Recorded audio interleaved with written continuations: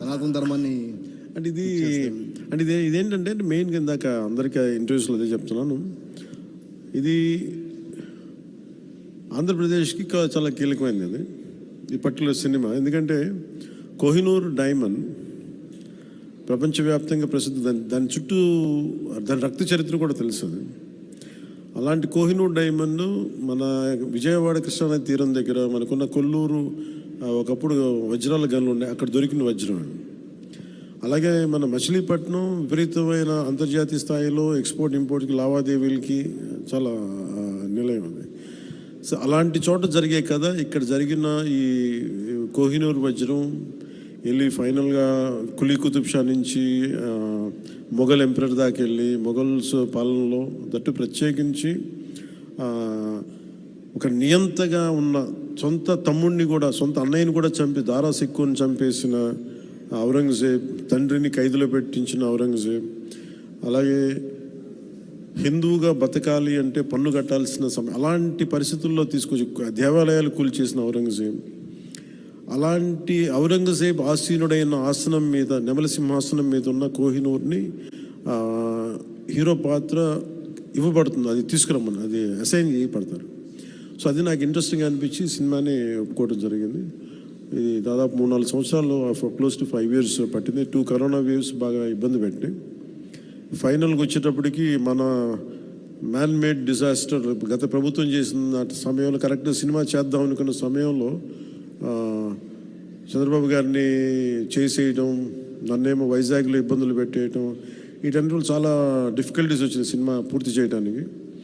ఫైనల్గా గవర్నమెంట్ మారిన తర్వాత చేద్దాం అనుకుంటే చేసే టైంకి అడ్మినిస్ట్రేషన్ 6 months తర్వాత కరెక్ట్ ఇక్కడ ఈ ఆఫీస్, ఈ క్యాంప్ ఆఫీస్ కొత్తపేట దూరంలో ఉన్న ఈ మిడ్ వ్యాలీ ఏరియాలో సెట్స్ వేసి రోజుకి కుదిరినప్పుడల్లా 7 to 9 మార్నింగ్ షూటింగ్ చేస్తాం. ఎప్పుడన్నా సండేస్ కుదిరితే ఒక రోజు 9 గంటలు చేయటం అలా జరిగింది.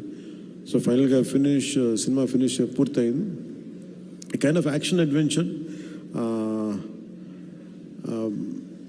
అలాగే ఈ చారిత్రాత్మక నేపథ్యం కాబట్టి కొంత జిజియా మీద ఒక రివోల్ట్ ఎలా ఉంటుంది అంటే, ఒక హిందూగా నువ్వు వెళ్తున్నాలంటే క్యూలో నుంచొని for being Hindu you have to pay tax.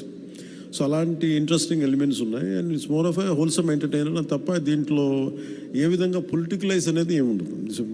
Family entertainer కాదు. ఇది నేను చేయటం వల్ల దీనికి ఇంకేదైనా రంగులు ఆపాదించబడతాయో నాకు తెలియదు కానీ, బట్ నేను మటు సినిమా చేసినప్పుడు it is beyond politics.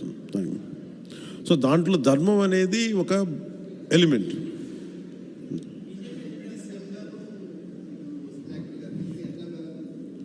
Sir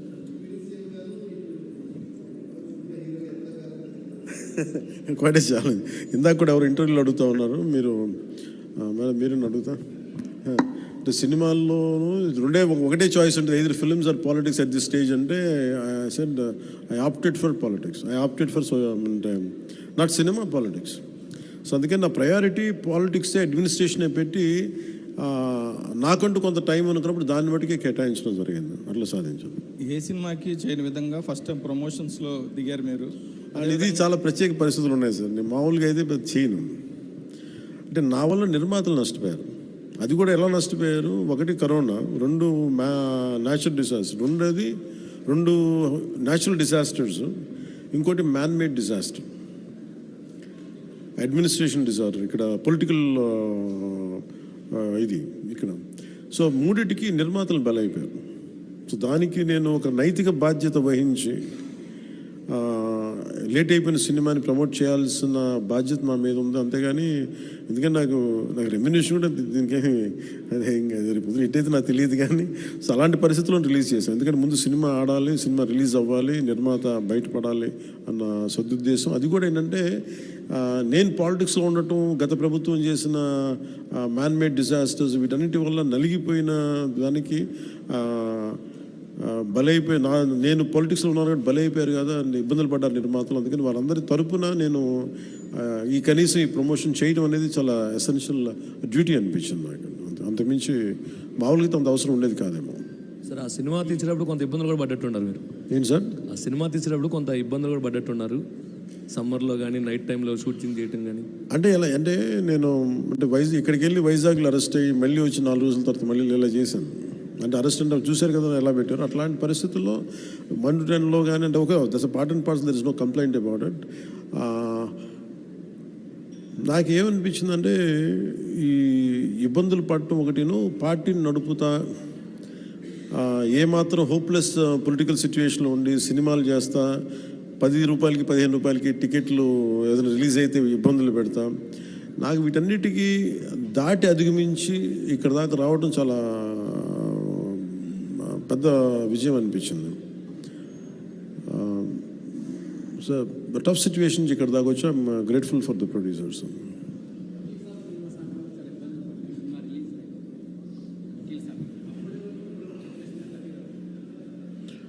అంటే అన్నీ ఆర్గానిక్ ఉంటాయి కదండి, ఏదన్నా సహజంగా ఉంటాయి, కొన్ని ఇబ్బందులు ఉంటాయి, జరుగుతూ ఉంటాయి. అంటే నాకేంటంటే నేను సినిమాని ఇప్పుడు అంటే నేను ఇప్పుడు మనం చాలాసార్లు నేను ప్రతి సభలో కూడా చెప్తాను, ప్రతి చిన్న పనికి కూడా ఒక చిన్నపాటి యుద్ధమే చేయాల్సి వస్తుంది. అంటే ఏది కూడా ఒక బస్సు ఎక్కాలంటే ప్రతి సగటు మనిషి చిన్నపాటి యుద్ధం చేసే వెళ్ళాలి, ట్రైన్లో వెళ్ళాలంటే చిన్నపాటి యుద్ధం చేసి సీట్ సంపాదించాలి. అలాగా ఒక సినిమా చేయాలన్నా ఏం చేయాలన్నా ఒక సంఘర్షణ లేకుండా ఏముండదు. అందుకని సంఘర్షణ జీవనంలో భాగం అయిపోయింది తప్ప నేను పర్సనల్గా నేను ఇవన్నీ సహజం అనుకుంటాను. అంతకుమించి will move on, but how well we can stand out, ఎలా నిలబడగలం దాని మీద ఉంటున్నాం ఆలోచన.